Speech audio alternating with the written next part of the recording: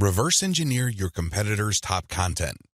In the previous video, I mentioned that you're going to have to mix in your original content.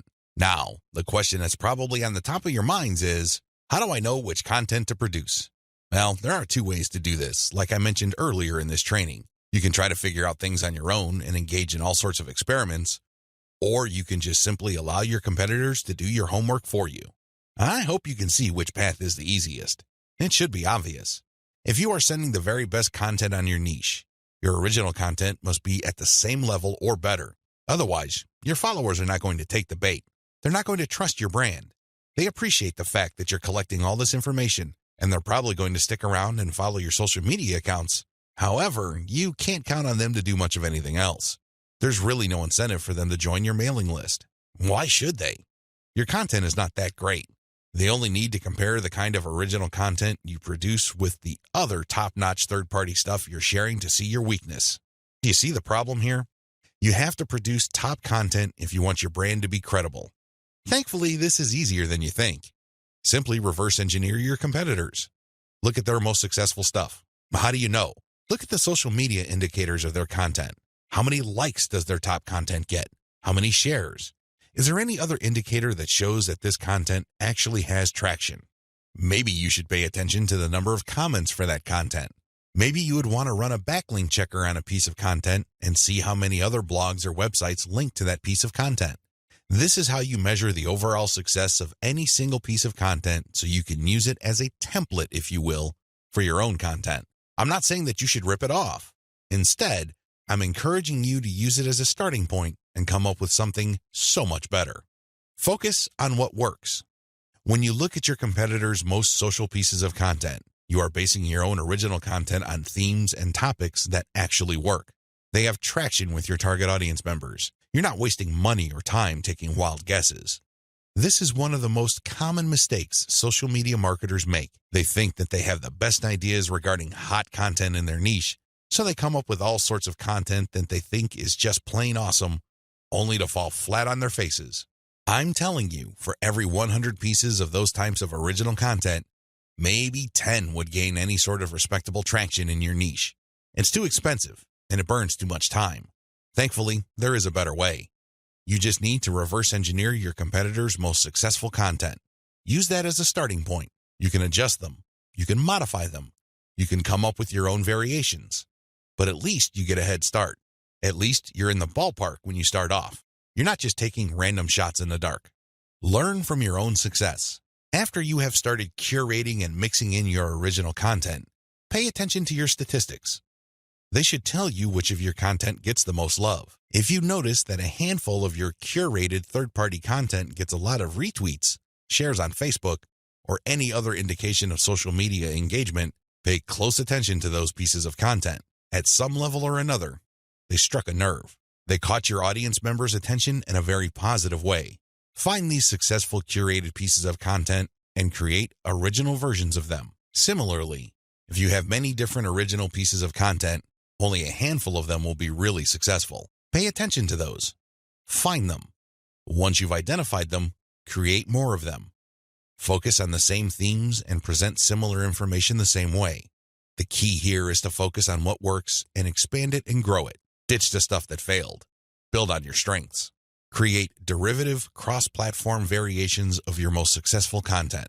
Now that you have a clear idea of how to create content that has proven traction, don't just keep reverse engineering it. While you need to continue doing that, you also have to do something else. Create derivative or cross-platform versions.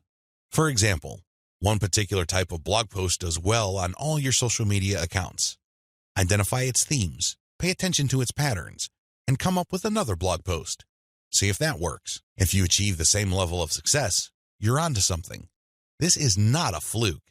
This is not a one-time thing. You have struck on a theme that your audience members readily enjoy. The next step is to take things to a whole other level. Instead of just cranking out yet another blog post, create videos about that theme. Make specialized diagrams. Produce infographics. Take these materials and share them on social media platforms that specialize in those formats. For example, for blog post URLs, share them on Twitter and Facebook. For videos, share them on YouTube. For diagrams and infographics, share them on Pinterest. Drilling even deeper, Look at your hottest blog posts and strip out key questions and use these as leads or titles for tweets. Tweet the same content several times over the course of a week. Of course, don't drop it all in 1 hour, but space them out. Still, when you use the right questions, you become very visible on Twitter. Pair these with the right hashtags. The bottom line, the great thing about content curation is you save a lot of money, but you are also positioning yourself to build on your strengths. You focus on things that you're doing right and figuring them out so that you can predictably produce successful content. Now, this is not going to happen overnight. You have to keep experimenting until you find the right themes that consistently work with your audience. Fine-tune your payload content. As I have mentioned previously, you can come up with your very own content based primarily on the social signals of the top-notch third-party materials you are curating. Put simply, when you are going through your research, you will keep coming across certain pieces of content which get a lot of engagement on social media. These are all the objective indicators you need to understand that you are looking at high-quality, high-demand content. At that point, you can come up with your own version of that content. You can use it as a template, so to speak. Another approach would be to just do curation first. You just take all the high-quality third-party content with great social signals and put them all on auto-publish on your social media accounts. You run this curation campaign for several weeks. Soon enough, you will see a pattern. Eventually, you will see that some of these materials get a lot more engagement than others. At that point, you can then come up with your own version. Personally, I pick my own content using both methods. If I'm in a hurry to get people to sign up to my mailing list, I do the first method. But if I'm unsure about the niche or I'm still trying to feel my way around in terms of understanding my audience, I would stick to the second method. There's really no one right answer. It really all depends on your situation. The great thing about the second method is that you are picking out your original content strategy based on what actually works in terms of your social media accounts. You have to understand that even though high-quality third-party content may have a lot of objective social signals, those signals may have been generated in different contexts. Maybe the original publisher was doing something that you may not be doing. Do you see how this works? Still, you can definitely do the first method if you're in a hurry. But if you have some time to spare, you might want to try the second method. Do curation first, let it run, and then pay attention to your statistics. You should be able to see a pattern. In fact, based on my experience, content that tends to do well often falls within a narrow range of themes. In fact, in some of my campaigns, almost all of the content that got a lot of love from the internet was focused on one question. That's how focused your audience's needs may be. You should pay a lot of attention to the following. Look at the engagement of the content and the click-through. A lot of social media marketers drop the ball at this point. They think that it's all about engagement. I'm telling you, regardless of how many likes, shares, or comments a piece of content gets, if people don't click through, those engagement signals are not worth much. Remember, at the end of the day, you want traffic. That's the whole reason why you're doing this in the first place. Getting caught up in how many shares, likes, or comments you get is not going to do you any good. You have to always pay attention to the click-through. There has to be some sort of ratio between total engagement and click-through. The higher the ratio of the click-through, the more attention you should devote to a piece of content. Study high click-through and high engagement content closely. Now that you have identified curated content that performs well, the next step is to analyze them with a fine-tooth comb. Ask yourself, what problems are people interested in when they read this piece of content? How are these pieces of content positioned or presented? Do they use some sort of emotional headline? Do they use subheadings that ask questions? Do they drag the person along? Or do they just lay out the information dead center? Pay attention to cosmetic issues. People do judge a book by its cover, and blog posts and articles are no different. How are these materials formatted? Do they have big pictures? Do they have header pictures? Do they use diagrams? What are they doing exactly? Once you've answered all these questions and you're comfortable with the answers you got, the next step is to create your own content specification sheet. This is going to be your template. Now, make sure that you're not just basing it on one successful piece of content. That third-party content might be a fluke. The company behind it might just have gotten lucky, and for some reason, that piece of content went viral. That's not going to help you. You have to base your template on the success of many different pieces of curated content. This way, you can be more confident of the fact that even if you barely comply with all the specifications, you would at least get some decent and positive results. Using the information above, create payload content. Now that you have gotten your template together, you need to create your own high-quality, high-engagement original content. This content is going to be used to sell people on your mailing list. When they read this content, they're supposed to get excited about joining your mailing list. This is content that is most likely to be credible and most likely to be shared. Are you excited? Well, don't get too excited. A lot of people jump in with both feet and they end up sabotaging themselves because the payload content they create looks like an advertisement. That's obvious spam. Nobody's going to trust you with that. You're obviously trying to pull tricks and play games. That's not going to work. Instead, the content must be informative. Think of it as an infomercial. You're selling something, that much is obvious. But people have to walk away with solid value. You have to walk that tightrope. There's a thin line between shoving stuff down people's throats and providing solid value without asking for anything in return. You have to come up with a decent compromise between the two. The bottom line is, whatever you do, the content you produce must be valuable.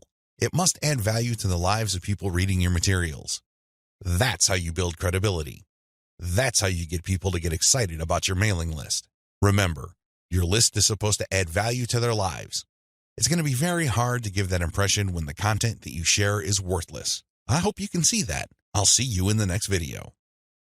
Market your list right. Now that you have figured out your payload content, the next step is to understand what kind of giveaway you're going to have to use to get people to sign up for your mailing list. In an ideal world, people can see the value you bring to the table. They only need to look at the content you share as well as the crucial information they get from your premium content.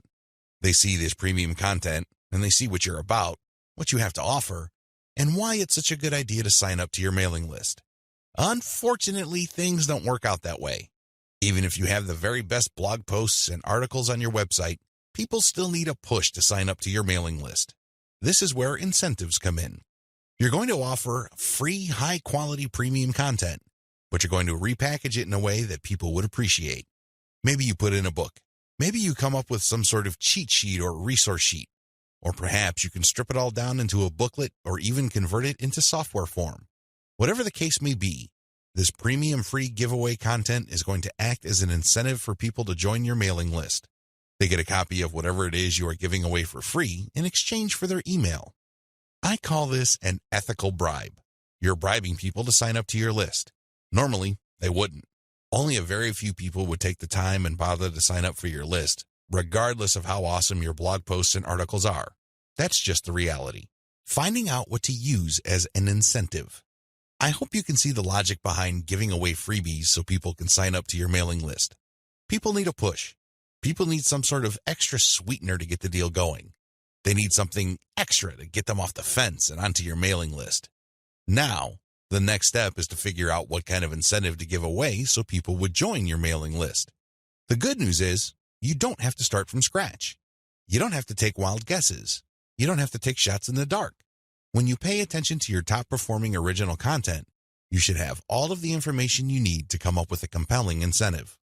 For example, if you run a gardening blog and you notice that a lot of people click on share and otherwise engage with your content on tomatoes, it's probably a good idea to come up with a free giveaway book on how to build your own inexpensive tomato greenhouse. You see how this works? Pay attention to your best-performing original content. Look at the questions they answer and look at the questions they fail to answer. This way, you can use your popular content as a launching area for your incentive content. You let your readers know that if they need more information, and they will because the content that they're enjoying are missing certain items, they should click on this link. That link, of course, is your squeeze page. The squeeze page advertises your giveaway and lists out the reasons why people would want to download that giveaway. It's pretty straightforward. You're just offering premium content that your other freely available content is already pointing to.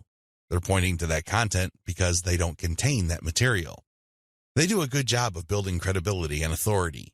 They do a great job adding value to the lives of your readers, but it's also obvious that there are certain parts that are missing. For those extra materials, they have to sign up. It's absolutely free. It doesn't cost them a dime, but they need to sign up to your mailing list. This is how you set up your mailing list. It has to be closely tied to your premium content. Coming up with incentives or freebies that look like they came out of left field because they're unrelated to whatever it is you're currently doing is not a good idea. Chances are quite good that you're going to fail. When you come up with incentive content that is directly related to the materials you're already sharing, you create a feeling of value. There's also a feeling of exclusivity. After people have seen your content and have become aware of what you are and what your brand is about, you let them in on a special premium. This is a special deal that other people who haven't accessed your brand have no idea about. Position all your original content to push your mailing list first. To play up the value of your incentive content, you first have to promote the value of the mailing list. I know this sounds counterintuitive, but if you think about it, it makes all the sense in the world because, in reality, it's the mailing list they're signing up for. The freebie that you're giving away is just a bribe. It's intended to get people to enter their email address and nothing more. If you were to use all your original content to play up the fact that people can get this additional content, don't be surprised if people sign up to your list and quickly unsubscribe because they really don't care about your list. Again, you're walking a tightrope here. On the one hand, you want people to get excited about the premium you're giving away for free in exchange for their email address. On the other hand, you want people to see the value that they would get by being members of your mailing list. This is how you should play it. All your original content should push your mailing list first. I'm not saying that you should not tie it into the incentive, but your original content should highlight the fact that when people join your mailing list, they will continue to get valuable information. This is the key, because when you use your tried and proven content to push mailing list membership, people are less likely to join your list and immediately unsubscribe. They are aware of the value that the list can possibly bring to their lives. You then play up the premium content as part of the membership. In other words, it's an extra. It's not the main focus of the list. Keep the list separate from the premiums you use to get people to sign up to your list. I hope this is clear because you want to play up the list first, but it must be obvious that you are using the premium content, whether it's a free book, a booklet, a cheat sheet, some sort of pre-recorded video, or something else, as a means to get people to make a decision. That's the bottom line. You want the incentive to push people to make a decision to join your list, but all your original content, and your website by extension, should push the reader to see the value of being a list member. A lot of social media marketers completely blow this. They think that it's all about marketing the incentive. Well, to continue with the example I raised earlier, what happens after you get people to sign up to your list in exchange for the greenhouse guide? That's right, nothing. Why? You played up the value of the greenhouse guide to such an extent that people are clueless as to what other value they would get from your mailing list. Indeed, don't be surprised if people start reporting your list as spam after you start sending them updates. They were so focused on getting the free book that the updates from your mailing list completely took them by surprise. This happens all the time because of faulty messaging on your blog or website. You cannot afford to play the game this way. You worked hard to pull all this social media traffic to your site. You spent a tremendous amount of time, effort, and resources to build a solid brand. Unfortunately, you're dropping the ball if you market your mailing list this way. You must sell the list first, but the incentive must be used to push people to make a decision. This is the proper order of priority. Anything else will fail. Set up your squeeze page for maximum social appeal. As I mentioned earlier, you should use your content to push your mailing list.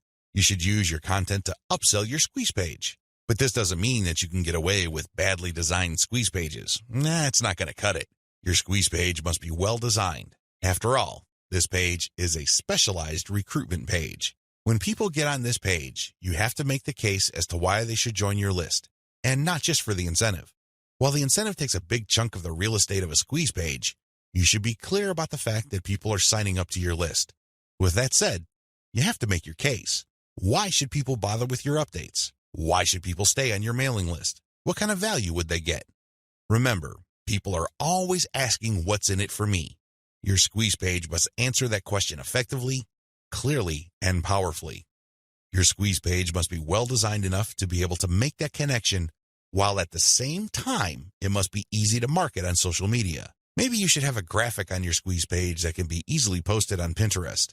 Maybe you should have a video on your squeeze page that can be easily shared on YouTube. There are many ways you can go with this. What's crucial is that your squeeze page must be social media ready. At the same time, it should also do a good job of recruiting people. Set up the right confirmation page. When people join your list, thank them and make them feel welcome. You also have to clue them in regarding the content they should expect to receive. Make them feel that they just did the right thing. Make them feel that they solved a major problem. Not only do they get access to the digital freebie you're giving away, but they're also going to be receiving valuable information regarding a particular topic that they have problems with. This is how you sell the list. Simply hyping up and over-promoting the premium is not going to help you convert social media traffic into cash. That's just not going to happen. You have to sell the list. You have to build trust in the list. Unlock the power of repurposed content. I've already described this in an earlier video, but this topic is so important it deserves its own standalone video. When you create original content for your blog or website, you already know that this content has some sort of traction in your niche. You already know that there is a significant amount of demand for this particular type of content. Not only did you base your decision on the social signals of your reverse-engineered competitors' content, but you're also picking out content choices based on your own statistics. In other words, you're basing your best content on tried and proven material. You're not taking shots in the dark. You're not taking wild guesses. You're not crossing your fingers and hoping that something sticks. Instead, you have based your decision on what actually works. Congratulations! But you shouldn't stop there. Once you have noticed that this content really performs based on the amount of clicks as well as the social media engagement it gets, the next step is to repurpose that content, turn them into other types of content, and reshare them on platforms that specialize in those content types. For example, if your blog post is getting a lot of retweets and clicks, you might want to strip the blog post into questions. This isn't all that hard because if you look at any type of content, it consists of answers to questions. The questions may not be obvious. The questions may not be plainly stated, but the content is meant to address certain concerns. These concerns can be reworded into questions. Strip your most powerful and best performing content into a series of questions. Each question then is linked to the article or blog post that answers it. Tweet these and pair them with niche-specific hashtags. By using automation tools, you can rotate different questions that essentially promote the same piece of content. Since you're rotating hashtags, there's a high chance that different people looking for different segments of your niche would become aware of your tweet and possibly click through. Another thing you can do is turn your article into slideshows. Each article brings to mind many different mental images. Come up with different pictures for each of the topics raised by your article and create a simple slideshow using PowerPoint. Share these PowerPoint presentations on SlideShare. You can also use other tools to create a video from your slideshows. Once you've created these videos, you can obviously share them on YouTube. Alternatively, you can look through the issues you raised in your blog post and turn them into infographics.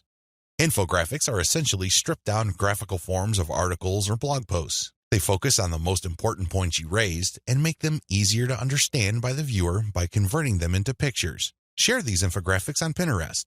Finally, you should make sure that all your blog posts or articles have a nice header picture. This way, when you load the link on Facebook, a nice preview shows up. It grabs eyeballs and people are excited to share the content. On Facebook, you have a wide range of content formats to choose from. You can share links, videos, infographics, photos, diagrams, and even audio files. After you share materials on your Facebook page, you should then get the link to that post and then share that Facebook page link in Facebook groups that cater to your niche or a related niche. This is how you unlock the power of repurposed content. If you play the game this way, you spend less time creating content and more time promoting.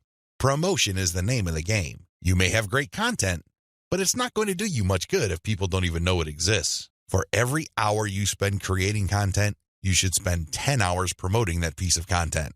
This is how you build up a successful mailing list. This is how you create a solid brand on social media. Start with powerful content, but create different versions and spread it on many different social media platforms. Use automatic content sharing. Before I get into content sharing automation, I want to highlight one other important reason why you should repurpose your content. If your audience members keep seeing that you talk about the same stuff over and over again, chances are you will lose them. People want to hear new stuff. People want you to explore other related needs of theirs. They don't want you to basically keep recycling the same stuff over and over again. Unfortunately, that's precisely the kind of risk you're running if you simply focus on giving people more of the same successful stuff. You know that a particular content theme works. You know it gets a lot of engagement. You know that it draws a lot of clicks. It's perfectly natural for you to want to keep recycling that same theme. Don't do it.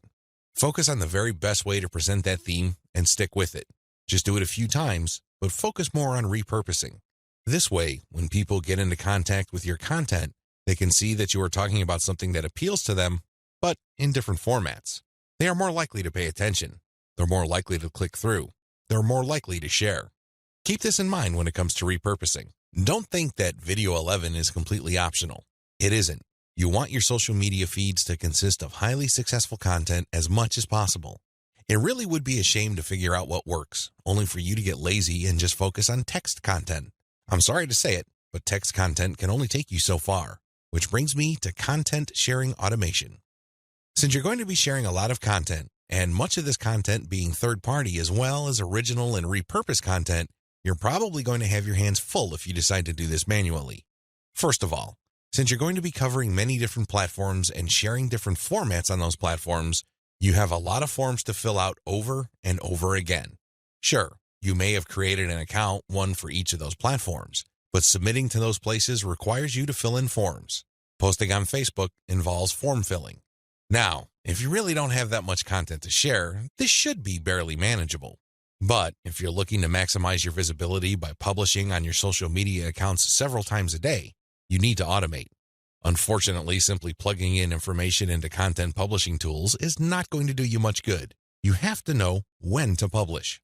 Believe it or not, the vast majority of your target audience members check their Facebook, Twitter, Pinterest, and YouTube accounts within a certain block of time every single day. Post outside of that block of time and you miss the eyeballs of the vast majority of your audience members. Sounds good so far, right? Well, here's the problem.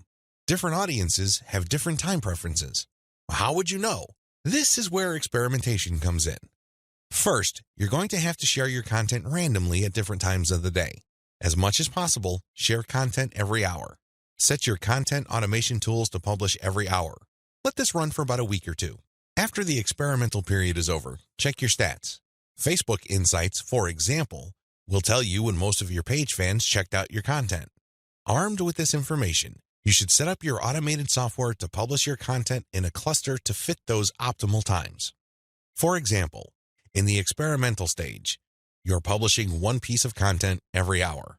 That's 24 pieces of content spread out over a full 24 hours. After you checked Facebook Insight, it turned out that 80% of your content views actually take place between 8 a.m. and 5 p.m. You then take those 24 posts and compress them within that 8 a.m. to 5 p.m. window. This is how you publish in clusters. Forget time blocks outside of that time frame. This way, you maximize your chances of the right eyeballs seeing your content. Special notes for Twitter. If you're going to be publishing on Twitter, republish your content many times during the day at the most optimal time frame. Facebook Insight already told you that your content is being viewed within a specific time frame. Chances are your Twitter fans have the same social media viewing habits. Stick to that time frame. Now, here's the secret. Set up your automated content publishing tools to tweet out your best content many times during that time frame, but you also have to rotate different hashtags. This way, you can reach different people looking for hashtags that are related to different subsegments of your niche. Special notes for Facebook. When publishing to your Facebook page, don't hesitate to publish original content that you have published before.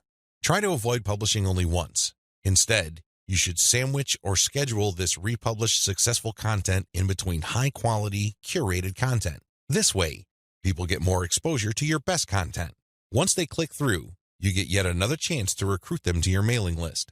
Remember, when you share high-quality third-party content, you're not getting the traffic. You're building credibility, but you're not getting potential list members to your squeeze page. That's just not happening. When you share your own original content, you get a chance to recruit them to your squeeze page. Keep this distinction in mind. This is the reason why you should republish your most successful content by interspersing it with top-rated, curated content. Scale up your targeting. When you're publishing on Facebook and Twitter, you can use hashtags. This is definitely true with Instagram. Regardless of the platform you're on, make sure you play around with how you categorize or tag your content. In any niche, there are many different tags available. Experiment with these. See which tags get the most attention from the social media platform you're sharing a piece of content on. Of course, you're not going to find the magical combination of hashtags overnight. That's not going to happen. This is one of those things that you're going to have to find out by doing it over a long period of time. Still, when you run these experiments, a pattern should emerge. Sooner or later, you would discover that certain hashtags produce a lot more results than others. They draw a lot more eyeballs. They get a lot more attention. Most importantly, they get a lot more engagement. Stick with those. Experiment with tagging niche-focused influencers. When you're doing research on hashtags on Twitter, for example, you would be able to find influencers that specialize in those hashtags. These people just love to post content related to certain topics. They use a narrow range of hashtags every time they post. It seems that's all they focus on. Find these people. Look at their content. Are people retweeting them a lot? Are they getting a lot of love for their content? Do they get a lot of engagement? Are people responding via Twitter? It should be fairly easy to see which accounts are influential in your niche and which aren't. Don't just focus on how many followers they have. Instead, look at the total amount of engagement they get, and also pay attention to the ratio of followers they have to the number of accounts they follow. For example, if I find Mike Smith to be a big poster in my niche because it seems that he just seems to rotate among the 10 hashtags that are most relevant to my niche, I look at his followers in relation to the number of accounts he's following. If he's only following one person, yet he's being followed by 15,000 people, Mike Smith might be an influential person. I say that he might be because I'm also going to have a look at the engagement levels of his posts. Are his posts getting a lot of retweets? Are a lot of people responding? Are a lot of people clicking the heart icon? If his content has these factors, then his account is probably worth following. Most importantly, you should tag influential people on Twitter when you post. You use your most powerful hashtags and you mention them in your post. This can help you get on their radar. These people would be put on notice that you are also sharing content that is similar to the stuff that they are interested in. If they check out your stuff and they like what they see, don't be surprised if they share your content with their following. Engage with them. Let them know about your questions or suggestions. In fact, you should engage with them so much that you can possibly create a relationship where they would publish your guest posts if they're bloggers, or discuss whatever it is you're doing on their social media platforms. At the very least, when you partner with them, they become part of your content distribution network. In fact, a lot of them can even get you interviewed on influential blogs in your niche.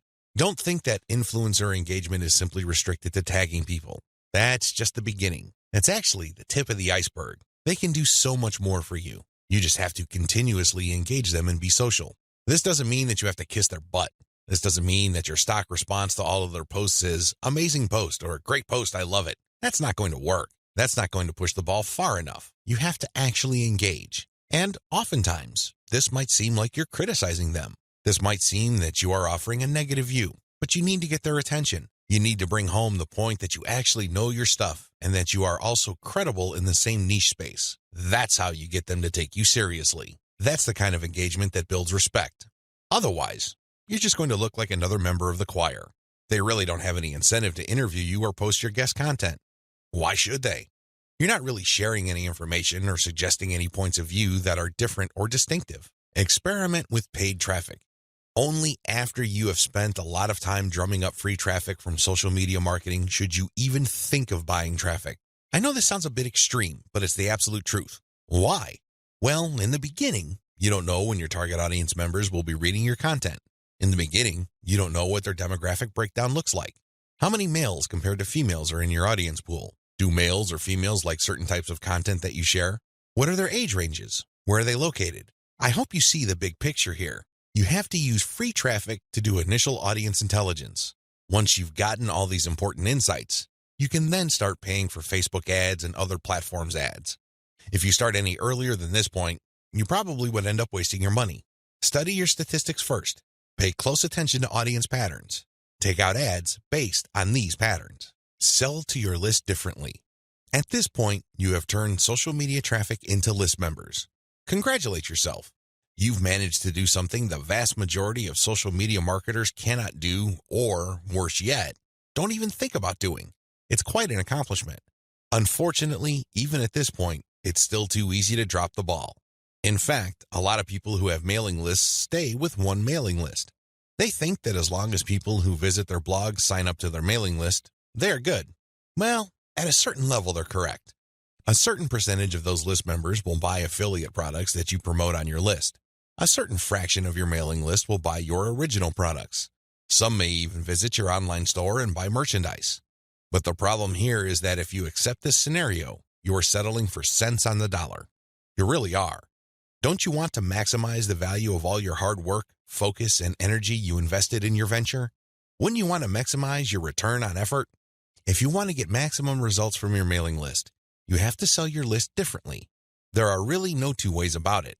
Every other approach would lead to, at best, mediocre results or, at worst, no results at all. Keep the following tips in mind. Use different content on your list. When people join your mailing list, chances are they join because they got exposed to some of your content. They already know what you talk about. They are already familiar with the quality of your content. They understand the themes that you focus on. That's why it doesn't make any sense for you to feature the same exact content on your list. Sure, you may make some changes. You might change the title. You might even switch things around. But people aren't dumb. They can see right through that. They can see that you are recycling content and feeding them stuff that they have probably seen before. Do you think this kind of practice builds confidence? Do you believe that doing things this way will build trust? Of course not. You have to use different content. What kind of content will you have to use? Well, first of all, you already know what your most popular pieces of content are. Start with these. No, I'm not talking about republishing them. I'm talking about analyzing them and seeing where the gaps are. Are there any questions that are left unanswered? Are there any questions that were raised by the answers that you gave in those popular pieces of content? These should be enough to get your mind going as to the kind of finely tuned, high-value content that you're going to be sharing on your list. Remember, your updates are the ultimate reward to your list members. Sure, you may have positioned your squeeze page to reward subscribers with a premium, but once they downloaded that premium, they really have no other incentive to keep reading your emails. Do you see how that works? So do yourself a big favor and make sure that the update content you send is the reward. That's how you get people to open your emails and read your materials over and over again. Reward them for being on your list. Don't drop your guard. Don't take it easy. Don't give in to laziness. This is your time to rise and shine. Everything else that happened before this was just a dress rehearsal. This is it. This is where the rubber meets the road, and you better perform. Use premium content. If you really want to hit the ball out of the park with your mailing list, send updates that really highlight how original the content is. Well, how do you do this? Use social proof for case studies. These are testimonials of people that have taken your advice or who have experienced certain things that you talk about. When people read these stories, they can't help but be engaged. They can't help but be absorbed into the narrative. These people sharing their testimonies are real flesh and blood human beings with real problems that your readers can relate to. That's the kind of compelling content that will take your list to a whole other level. Why?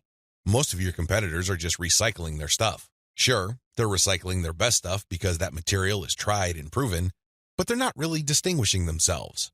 They're not really doing their brand any favors by taking the easy way out. You have to commit to doing things differently. This is how you build loyalty around your content. Remember, when you're running a mailing list, your content is composed of the emails you send out. No more, no less.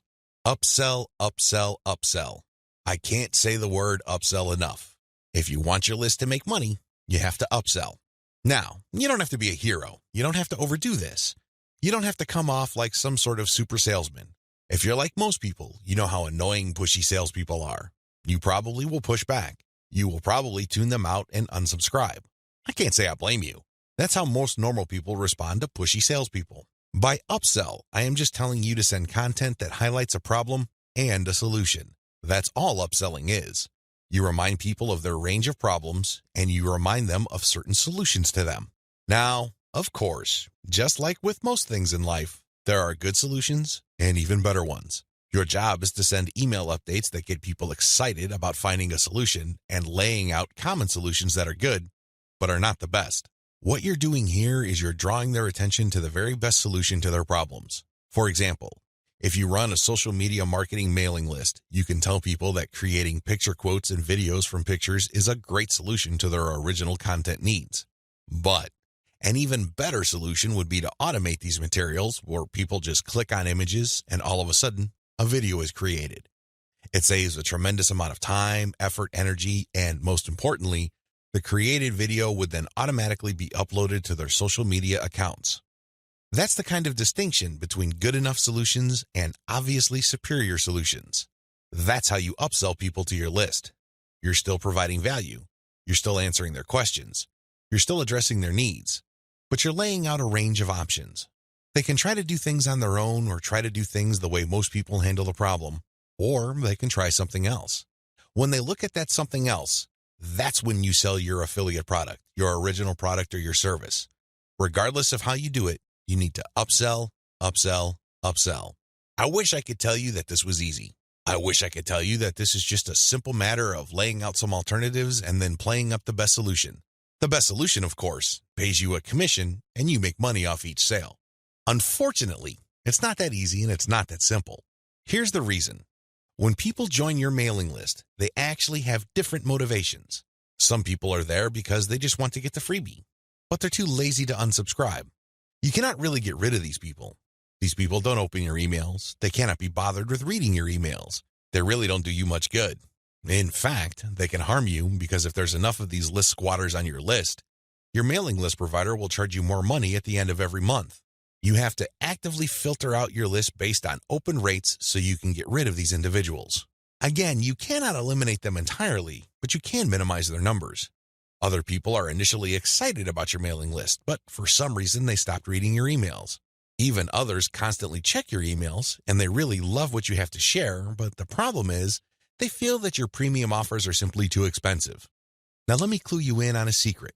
When somebody tells you that whatever you're offering is too expensive or too unaffordable, what they're really trying to say is that you haven't completely sold them on it yet. Alternatively, you haven't completely filtered them yet. Either they're not motivated enough or you did not give them enough reasons to be motivated. Regardless, they're still on the fence. You need to push them off the fence. Expert salespeople know this because in the big scheme of things, there's no such thing as unaffordable. If you talk to somebody and you convince that person that they absolutely need to buy your product, there's really no difference between a $10 product and a $1,000 product. They will get that product because you have elevated their perception of that product to the realm of need. People take care of their needs first. Their wants are often left at the back burner. I hope you understand this. I hope you get this. It's not because your affiliate product is too expensive in absolute terms. Instead, it's because you have failed to either qualify the prospect or make your case. And this is why simply upselling by itself is not going to work. You have to take the next step, which I'm going to describe below. Use the $1 list filtration method.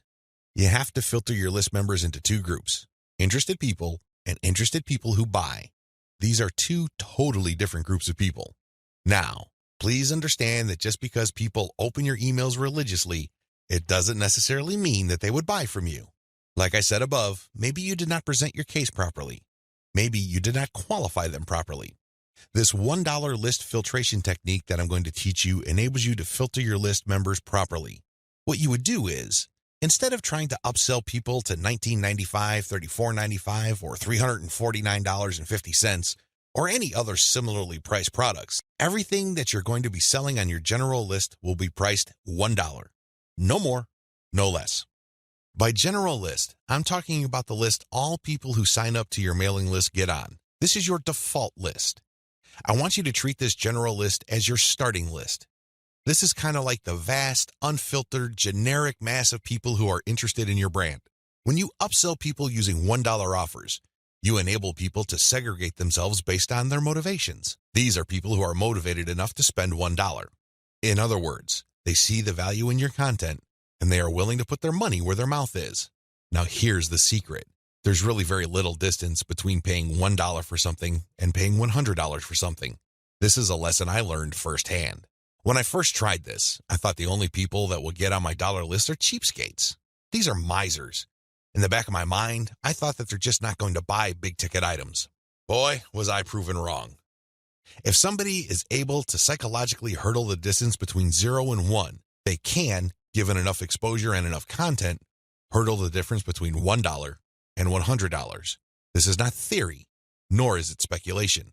I see this all the time with my own two eyes. Your job is to filter your general list. You're basically telling people, when you run these $1 offers, to prove to you whether they are just interested or truly interested. This is a self-segregating mechanism. Use it. People who sign up for your general list are interested in quality content. That's what they're there for. But only a fraction of them would actually be willing to pay money. You make your money off this golden fraction. You use your buyer's list to make real money. Again, you have to sell your list differently. This applies to your two types of mailing lists as well. Your general list, they get quality information that is distinctive like social proof and case studies along with upsell messages. Your buyer's list, on the other hand, gets more in-depth material with higher value upsells. Again, if somebody's willing to go from $0 to $1, you have a tremendous opportunity to get that person to go from $1 to $100, $1,000, or whatever amount you want.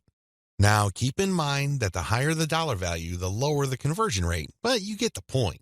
You have to get people to segregate themselves based on their readiness, willingness, and eagerness to buy. And since $1 is essentially friction-free, this list filtration method works like a charm. Reinvest your profits the right way. By this point, the $1 filtration method has enabled you to make a decent chunk of cash every single month from social media traffic. The next step is to create a business. At this point, you might be feeling that you're just engaged in a hobby. It's a well-paid hobby, but still a hobby nonetheless. This too can be a trap. This can hold you back from the great success that you could otherwise achieve with social media. How do you turn the information that I shared with you into a platform for a business that can withstand the test of time? Simple. Reinvest your profits the right way. Move into other niches after you master your system. This training helps you identify your target niche. I've also given you the techniques to do well in that niche using social media traffic. Once you've made quite a bit of money on your niche and this money comes in month after month, you have to think big. You have to look into other niches that are related to your current niche. This thinking is actually pretty straightforward. If you have already mastered your niche to the point that you're making automatic income month after month, then you can apply the same system to other niches that are closely related to the one you're in. This is how you scale up your business. Instead of just one stream of cash, you build many different streams of cash based on the system that you mastered. You know what hashtags to target. You know what kind of content gets eyeballs. You know how to present information on social media. You know how to promote a mailing list. These and many others form part of your system. It really would be a shame to restrict that system to just one niche. Once you've mastered those, find niches related to those and grow into these other fields. Highly successful list marketers don't just operate one list. They operate dozens, and this translates to 6, if not 7-figure incomes year after year. If they can do it, so can you. Buy more targeted traffic after you find out what works. Once you have discovered the type of content marketing strategy on Facebook that works, you can buy targeted traffic. How? Use Facebook's lookalike technology to target people who share the same interest profile as your existing audience. This is what's so awesome about Facebook. This is also what gets them into all sorts of hot water. Believe it or not, accept it or not, Facebook is spying on you the moment you log into the platform. It pays attention to what you like. It pays attention to what you comment on. It pays attention to what your friends like. And it makes all sorts of predictions regarding your behavior and your interests. Accordingly, if you like certain topics, it creates an interest profile. Facebook's lookalike audience technology enables you to find people who haven't visited your Facebook page who share the same interest profile as your current fans. Talk about an amazing technology. Take advantage of this. It enables you to show your brand in front of eyeballs who are more likely to appreciate it. Invest in more original content. You might want to invest in original content. If you're already making a decent profit from your current system, you might want to take things to the next level and add a whole lot more value to the lives of people following your brand on different social media platforms, as well as in your blog or website with original content. Now, this doesn't mean that you have to roll up your sleeves and write everything yourself. You can hire professional writers to do this. Thanks to global outsourcing, you can get high-quality original content from places like ozkey.org without it costing you an arm and a leg. You can get high-quality content that truly engages your audiences without it killing your profit margin. Invest in more content updates. This advice really flows from the previous point I raised. If you're going to be investing in more original content, automatically you will be investing in more content updates. You will have a lot more original materials to share. These two actions go together.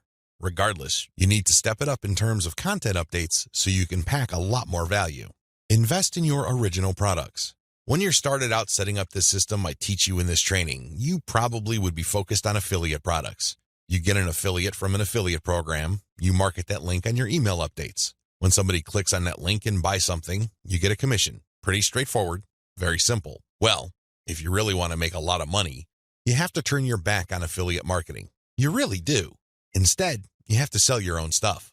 The reason why you need to do this boils down to control. When you are selling other people's materials, you are at the mercy of their squeeze page, their landing page, and ultimately, the quality of their product. What if their product sucks? What if their sales page converts only a fraction of the people it could otherwise have converted? You lose out. That's the bottom line. If you want to maximize your control over your income, you need to invest in your own original products. Thankfully, outsourcing is always available to you. You can outsource to professional companies like Ozkey.org or other specialized content producers to help you produce high-quality original materials for cents on the dollar. Sell your own video-based membership courses. The main problem with product sales online is, by and large, you're selling the item once. Somebody clicks the buy button, they pay, they get access to the download link, and that's the end of the story. They already have the product. They can enjoy it, they can throw it away, they can do whatever they want with it. But the transaction only took place once. Wouldn't it be awesome if people keep sending you money every month?